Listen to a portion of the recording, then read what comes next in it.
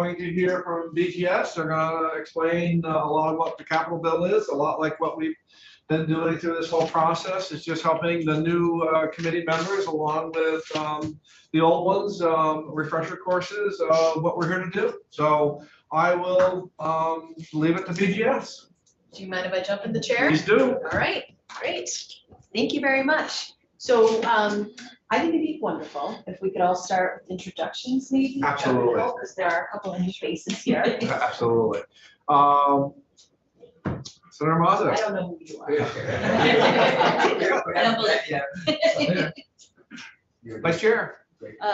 I'm Wendy Harrison. Yeah. I'm representing Windham County. I live in Brattleboro. It's my mother-in-law lives in Brattleboro. Great. Irene Renner, I live in Essex town. I'm representing Chittenden North, which is Milton, Westford, Fairfax, and part of Essex, the new Senate seat. Nice to meet you. Brian Collmore from the Rutland District. We've met. Or certainly, Linda Lehman, staff assistant. welcome. Russ Ingalls. And who'd you bring with you? Yeah, why don't you all start and then I'll go last. Jonathan Griffin. I'm under Joasia in Design and Construction, and I've been with BGS for about a year, or a little less than a year, and formerly with VTrans. And my experience previously was with the Midfair project. Oh, you lost weekend, V-Trans went over there. I think we did well. I'm Dave DiBiase. I'm the Deputy Commissioner for BGS. I've been here since May. Before that, I worked for the town of Shelburne, run the water system. And before that, I was about 15 years running a construction excavation company. Doing site work at This is GS. deputy, okay, we had. We have not this time. I'm Joe Agent. I'm the Director for Design and Construction at BGS, and I've been with BGS in June will be my 40th year.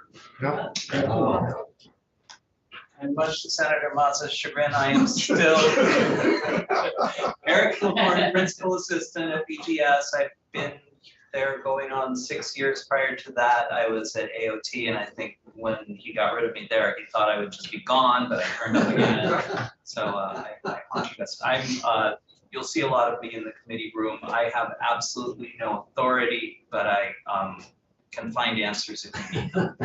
You do a good job. And he's a great interpreter. So there are times where we're trying to explain something or there may be a discussion and Eric has a way of saying it in a way that people can understand, which is very helpful. Thank you. So my name is Jennifer Fitch. I am a licensed engineer. I came from UVM where I got my 4-year degree in civil engineering. And then I worked at the Vermont Agency of Transportation for 12 years. And then I've been working at the Department of Buildings and General Services for 6. I came in as the Deputy Commissioner under Chris Cole, who was the Commissioner at the time. And when he left state service, the administration as well as his committee supported me becoming the Commissioner, which I've been for about 2 years. So that's a little bit of background on me. And then I'm going to do BGS really high level to start, and then we'll drill it right down. So for buildings and general services, we basically have 2 arms of services. One is what you're going to hear a lot about in this committee, which is primarily on the building side. So we are all buildings fall underneath the jurisdiction of the BGS Commissioner, with the exception of A&R, which makes sense. They've got all the state parks, military as a carve out, as well as the Vermont Agency of Transportation. So those are the 3 groups that have the ability to build and maintain their own infrastructure.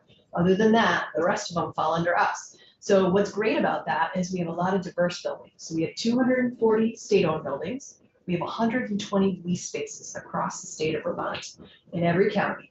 And we have mental health care facilities, laboratories, courthouses, correctional facilities. We have police barracks, general office space. Did I miss one? Storage, garages.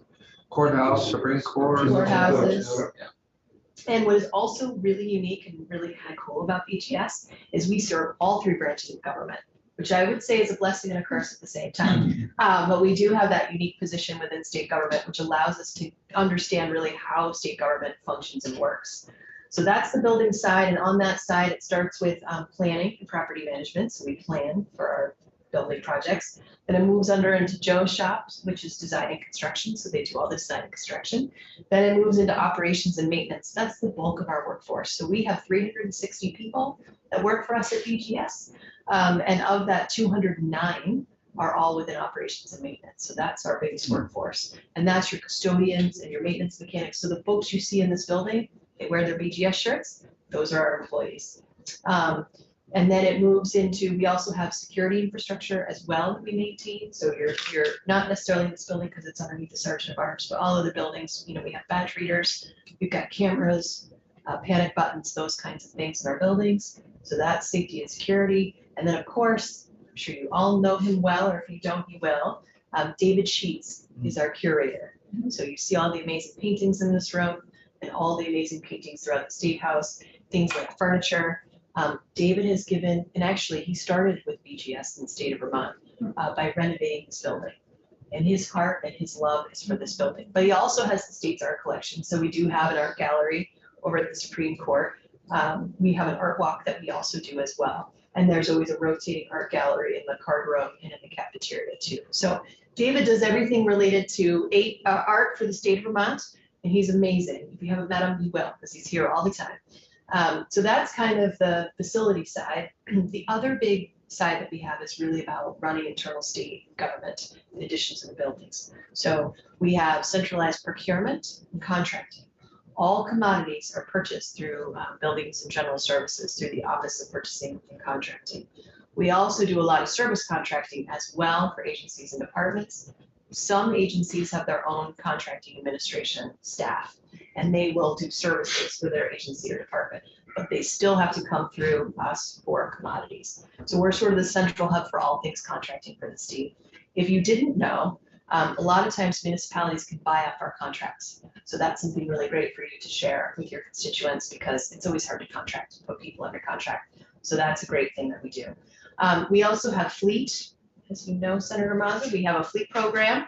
And there again are some carve outs there. Public safety is a carve out, V-Trans is a carve out, Fish and Wildlife. But for the majority of the workforce, we provide either lease vehicles or we provide the motor pool, which is like Hertz. So you go half a day, full day, you go rent your motor pool vehicle and you bring it back. We're working on electrifying our fleet. I'm sure at some point we'll come and talk about that in the Transportation Committee.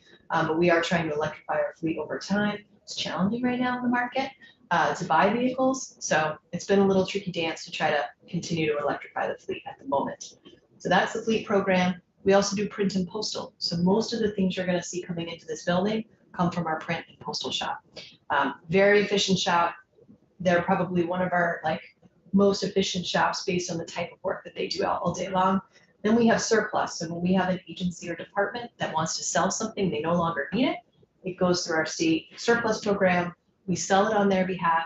We take a nominal fee, and then the rest of the money that we receive goes back to that agency or department. Also great for municipalities because you can buy a lot of things at a low cost, and usually it's really good quality. So that's something else that's good for you to know about. And then we also have our information centers, which is one of our kind of rare outward facing programs. So all 16 information centers across the state of Vermont fall underneath BGS. It's a partnership though. So V-Trans actually owns the buildings and they own the pull-offs, but we maintain the buildings for them and we staff the buildings. So all the information center representatives that you see when you walk into our information centers, they work for BGS. And then the last thing that I'll share kind of goes back to facilities, but it's really exciting, is what's called Act 172. So we have a state energy office. It's been around since 2013, and the goal of that program is to make our state-owned buildings more energy efficient over time. In addition to that, last year that was expanded. Laura Sibilia entered a bill that was eventually passed, and it's called Act 172. It's the municipal energy resilience program, and it's a $45 million program. And the big exciting part is that covered municipalities can receive up to $500,000 to make their municipal buildings more efficient. In addition to that, what they did is they used revenue replacement. So before it was ARPA dollars, federal dollars, now it's considered state dollars. So those state dollars can be used to match, or what they like to call stacking opportunities. So you could take the $500,000 and you can leverage even more federal funds as a match. So it's a very exciting program. We're getting them off the ground. There's a lot of buzz. And we can always come in and talk more about that program. But it's just exciting, again, to know that we have this money on the table and If you want to know more about it, please let us know. We're happy to share. So that's BGS at a very high level. But you also do some events, because Christmas tree lightings That's right. and stuff like that. So anything that happens on the grounds of the Capitol, that's you. I mean, so there's not much that goes on in any of these buildings without your knowledge. You plan, you create, you do all of that. That's right. And that's what's really exciting. Like I said, we serve all 3 branches of government. So you really get to kind of know where all the bones are buried. The characteristics of each agency or department or branch of government, you kind of get to know what's going on for them or maybe what their priorities are, simply because we're providing them with services every day. So it's very unique. We have a very broad scope in the work that we do, and we are all around you. I think oftentimes you just don't know that we're there. How's the air in this room? Is it gonna be better this year after we haven't been able to breathe in here for 20 years? Did you do anything to this building at all? Or- So Joe, would you like to give an update on that? It'll be 21 years. Generally by 3 o'clock, we're all asleep. There hasn't been any air in this place. So what happened? We had planned on replacing the air handler that feeds the air in this half of the building, mainly on this floor. However, because of supply chain issues due to the pandemic, the unit did not arrive in time to do that. So it has been postponed and it'll be completed this summer. I've heard that every year since I've been here. Our goal is to try to make you sleep, right? By the end of the Yeah. And the second question, we've heard a lot about people working from home with all the rent, all the space that you rent. Is that going to eliminate some of the rental space that you have because people are working from home? How's that going to work? It's a great question, and one that is probably one of the most popular questions that I Oh, get yeah. answered. Yeah, so before the pandemic, most state employees came into the office 5 days a week, or maybe you worked 1 day home, but it was more sporadic. Then we went to a situation where you had to work from home, except for those frontline employees like O&M for us. Custodians and maintenance mechanics still had to come to work every day to maintain the buildings. But for those people that could work remote, right, they worked full remote for 2.5 years, and we've slowly been bringing employees back to the office. Most groups are having their employees come in about 2 days a week and are working from home 3 days a week. It is sporadic because they've given the option to the appointing authority. So you get to determine how often your staff can work from home or work in the office. Right now, we're sort of in this trial period of determining how are we doing with performance. So for example, printed postal is easy. I can tell you how many things they copied today. I can tell you how many things they mailed today, and how many things they processed today, because it's a process, right?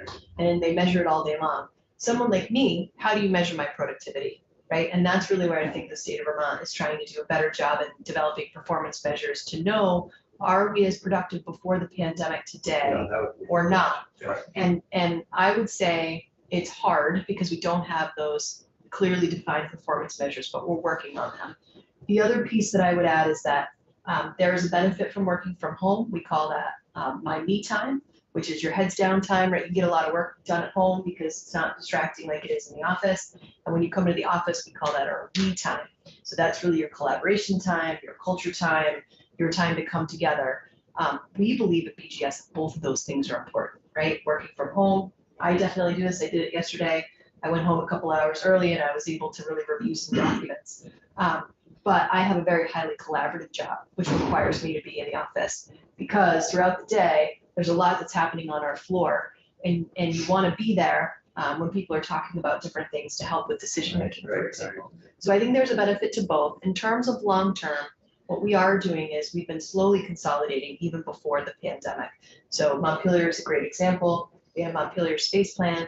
We have sold 13 Baldwin, 16 Baldwin is on the market, and we're going to put 9 Baldwin on the market once we move legislative IT into 133. So what we're looking at is we're looking for inefficient buildings. They either were built a long time ago, they're costly, they need a lot of work, or they're not laid out well, meaning I can't go in and do like an open office floor plan. So maybe I have 1 person in this room versus 5. So we've always been doing that, and we're going to continue to do that. In terms of the long-term view of space, I think the administration is still in that place of determining how often should people come into the office, looking at that productivity. So I do think at some point we probably will be starting to optimize space even more than today, but I think we're still trying to determine, are we being more productive in this current environment or not? I think, people like that. It just, I always figured, how do you measure their productivity? That's right. at home? How do you do that? Because is there what they do in the morning, what comes in at night? I mean, not that it doesn't, it's good, but you just wonder how you measure it. I mean, at least in the office, they're there and they got to work, but at home, you don't know. That's I'm right. sure it's abused in some cases. In some cases, they work in the evening after the supper. Yeah. They work. Yeah, there's hours that they normally wouldn't work, That's that they can get it done, And they can make it happen. they got their children, which is helpful. They don't have that childcare in some cases. But it's interesting because you're not the only one. It's all the agencies that are going to go through this. That's I right. think it's everywhere across the country, right? I would think so. Disney just called back their employees. I mean, they said 4 days out of 5 now that they're back in, and but who knows? I mean, who knows? Again, it's hard to measure. Yeah, It's hard to yeah. measure where it's at. It's probably case by case as far as where you think your part of the world needs to be. I like to check Bill Gordon's work again. And it's all. So was me. Oh, really sweet deal until you came along. Wait to see you this year. Well, one of the things that we're finding is that people not only need guidance for people working from home, but they also need guidance for people coming into the office. So a good example of that is we're on Teams meetings for 2.5 years. And even when we're all in the office, and we do this at BGS, and I was talking to AHS today that's going to release some new telework guidance. Even when we're in the office, we still get on Teams meetings in our own little offices rather than going into an actual meeting room, which is what we should be doing. Yeah. So AHS, for example, is going to move to, in addition to 2 days in the office, 2 core days in the office. So the idea is when you come into the office, that's when you're having your in-person meetings and you're not doing your Teams meetings, because it's really not working for people to come in. I'm in an open office space. I'm on a Teams meeting all day long, and here I am having these meetings amongst all these other people. It's very disruptive and distracting. So we're learning how to live in this new environment, and we're going to need to continue to kind of refine that over time until we get it just right. Is it approved by you for all the employees? You're the person that makes the decision. So for BGS, I'm the one that makes the decision, and what we have decided, other than Joe, is that most of our workforce has to come into the office every day. But for our central office folks, it's 3 days in the office and 2 days at home. I come to work 5 days a week. Joe has so three is sort of the floor. Joe has chosen with his team to have them in 4 days a week. And there are some reasons for that. Right, Joe? That's it. Why? Because it's more hands-on. Be someone hands-on and with some of the newer staff that we have to be able to, they can reach out to us relatively quick by walking down the hallway to have those discussions and have closer eyes. So I found out during the pandemic that when people were home, we're not reaching out. Microsoft came out and gave you that nice little green, yellow, red light there on your emails. Part of that is as well, you finish a meeting early, you're not catching somebody in the hallway. So you see that, you wait, you don't make that phone call, and time passes. So BGS is vast. About how much of the capital bill do you think that you consume as far as, and that's not a trick question at all. It's just kind of. It is a 2-part question. Right. So that's a good segue into the capital bill. So we have 240 buildings to maintain. It's a lot of buildings, and we have buildings that go back to the 1800s, like this building. So these buildings could be needy over time, which means they need to continue to be invested in. So we have, you'll see in the capital bill, I think it comes out as section 1, but becomes section 2, which is a little confusing. When we say our section is section 2 in the capital bill, really our section is all about just maintaining what we have. So you're going to see things like roofs. You love your parking garages. Everybody knows. Yeah, boilers, heating, venting, and cooling systems. So it's kind of like my house. I replaced my heating system recently. It's not all that exciting, to be totally honest. I spend a bunch of money, and I do have a more efficient system, which is great, but it's not like a new kitchen, right? So that's kind of what BGS is doing. We're just replacing those systems, making sure our shelves and our roofs and things and windows are being maintained. So that's kind of section 2, which is our section. Then there's the programmatic requests. And what I mean by that is I'm the Department of Mental Health. I'm the Department of Children's and Families. I don't have a facility for the population that I serve. I need a building to serve them programmatic, to support my program. And so those don't fall in our sections. They will fall under that individual department or agency. And those are really what we call programmatic requests. However, BGS is the project manager, even though it's not assigned under our section. We manage those projects, and eventually when they're done, we own and maintain them. So we're always in there in the engine room the entire time. I would say when I ran the numbers last year, we're usually around, or less, since this administration, I would say we're around 22, 24 million a year in section 2 or so. And then in the other sections, it really varies again by depending on what we're building and whether we're in construction or design. All of those things create these fluctuations. But I think we're around maybe 30 to 40 million total in the capital bill. And what's usually the bottom line? Well, we're gonna be, last year we were. Usually, 55, 60. so we're probably around 30 maybe then. But it depends on the projects that are before us, that come, sometimes it goes up higher for correctional facilities and stuff like that. You know, the Agency of Human Services is going to have a lot of needs coming up. So a good example of that, right? We had Tropical Storm Irene that took out the mental health care facility in Waterbury. I would say we're still recovering today. We had the temporary facility in Middlesex. We are currently building a permanent facility in Essex, but it's a system of care. So you need individual buildings for each of those levels of care. And so I see us, you know, continuing to build out potentially more facilities for them. You've got the Department of Children and Families, the juvenile population. I know there's been a lot of talk about forensics. So I sort of see investments in AHS buildings for many years to come beyond, well beyond my time. You have the correctional facilities too. We do have the Limited correctional facilities.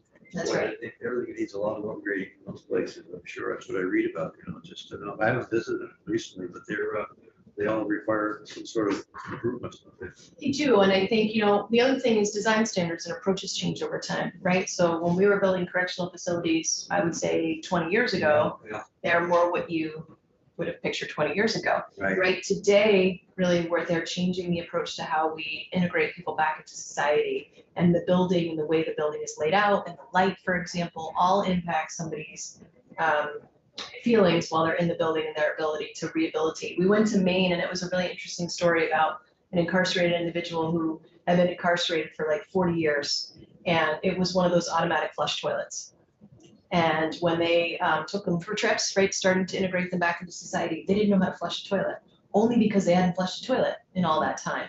So it really speaks to how much these facilities can really impact somebody and their ability to integrate back. So things are changing. Also, you know, there's a lot of use in these correctional facilities, right? We call them hardened, meaning we use harder materials, more durable materials. But even with that, there's a lot of use. There's a lot of people in the buildings. There's a lot of shuffling around. And so the buildings just get used, and over time. Some of those people are pretty crafty to make sure that things don't work sometimes. That is, yes, people can be very crafty.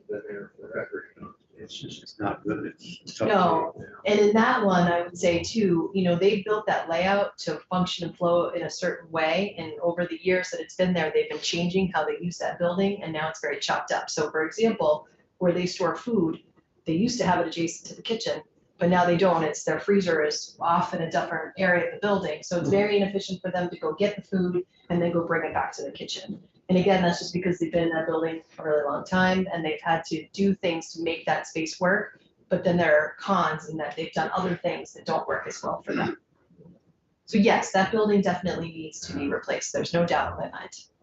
So you have lots of projects going on at all times. Fair to say that you've always got something going on. Probably not too many of them are boring times going on. Always things to watch out for. What are you seeing as far as the trends, as far as costs, as far as supply chains? Already you can see that one project's delayed as far as because it didn't come in time, but are we seeing it starting to level out a little bit as far as dollars and cents? I mean, before we were astronomical, kind of hard to keep things on budget. What's that trend looking like? So yeah, this is a great discussion, and we just had the same one in house corrections and institutions. So as the deputy referenced earlier, generally we expect prices to increase somewhere within 3 to 5% a year. However, the pandemic hit, and we saw unprecedented price increases that you could have never predicted. I would say on average up around 20%. We were as high as 40%. Some products like concrete were up even higher than that.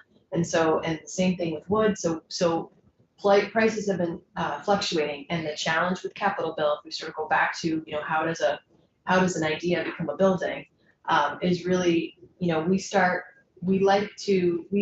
for bigger facilities like DOC, for example, correctional facilities, that's like a 5 to 6 year project from planning through construction, right? We start with a planning estimate.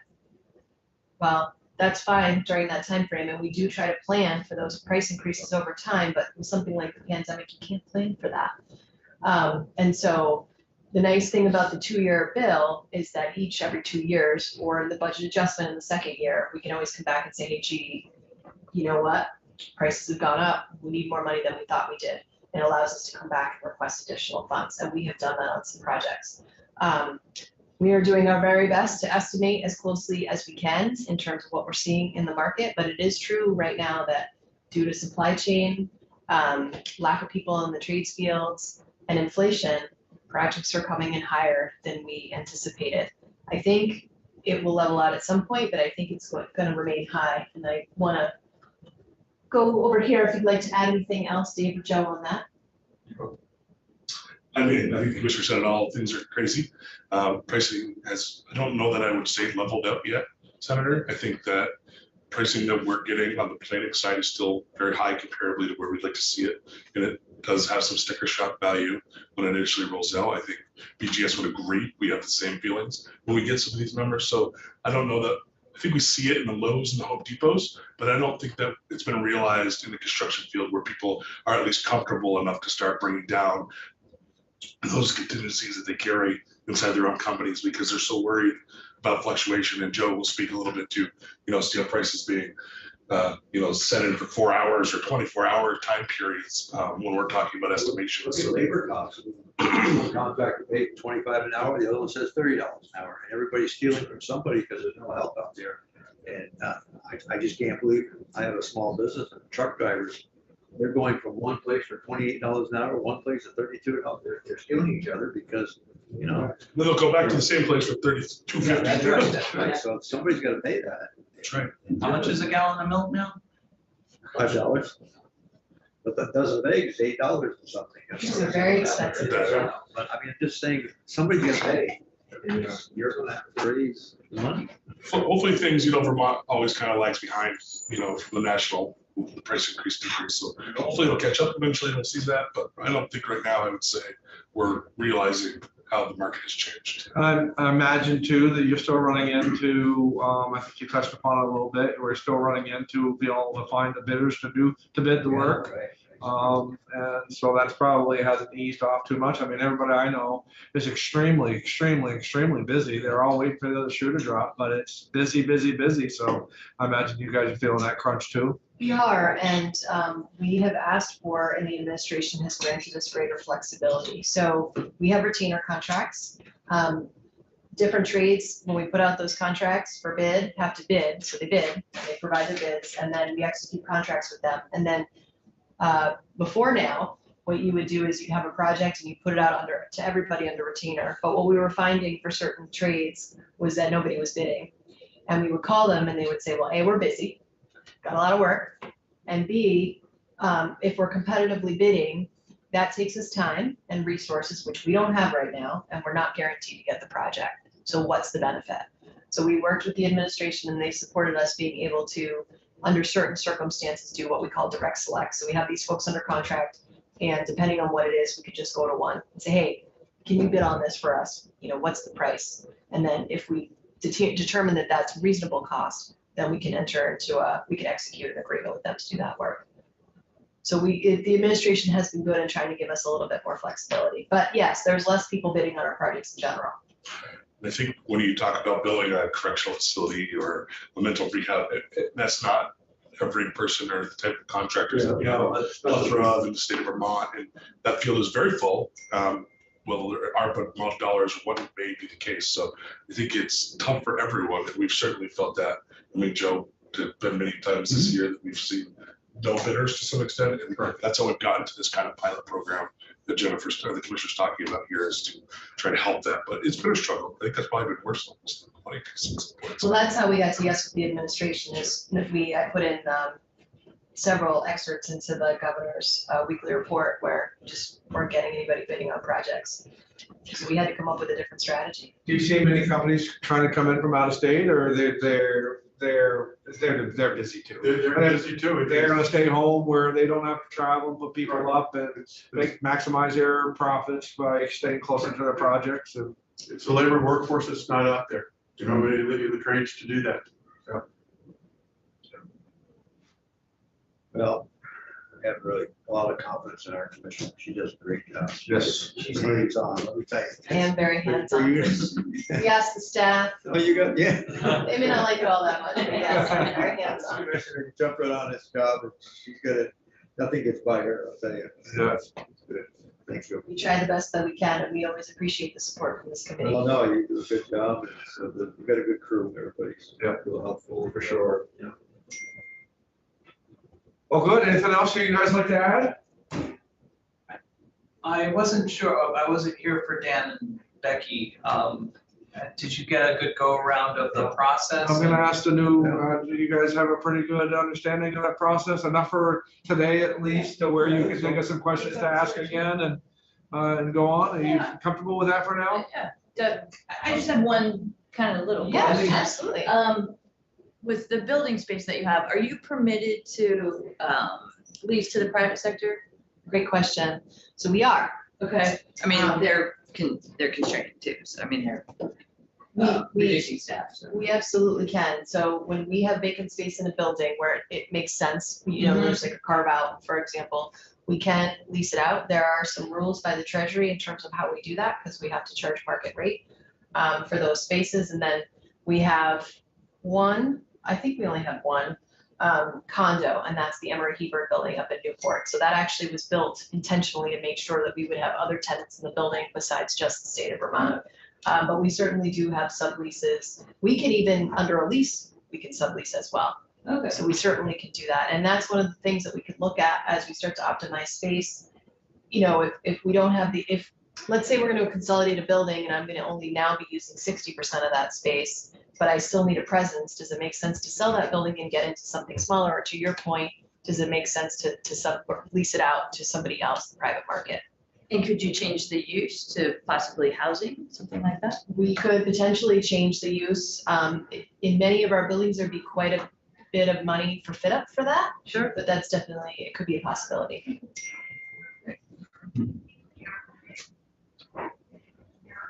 You're the first person that's asked me that question, are we? Well, that's, the private sector is doing that. That's right. Makes some sense. And, you know, it depends on the location, obviously. Committee, anything else?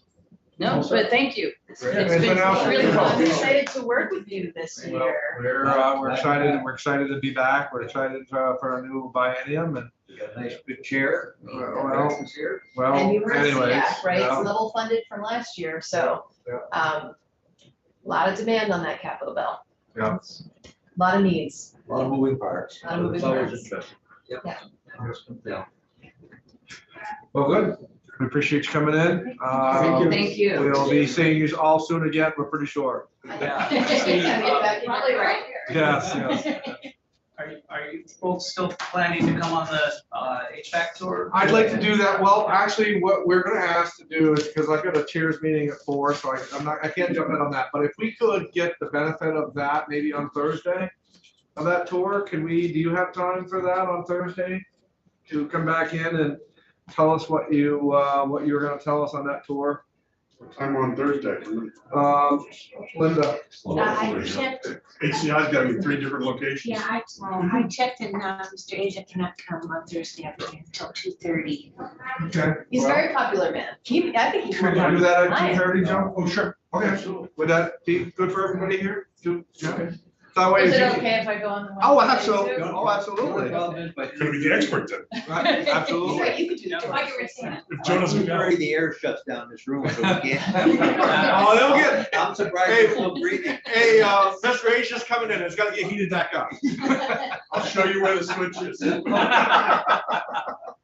Well, we thank you very, very much. Good to see everybody. We look And, forward to coming back. We look forward When to. they get too many questions, they shut the heat right now. We all, yeah, we're all hugged up on a, look like a big stick ball. All right, let's light them up. Normally it's warm. I think we would. Yeah. Strange to be cool.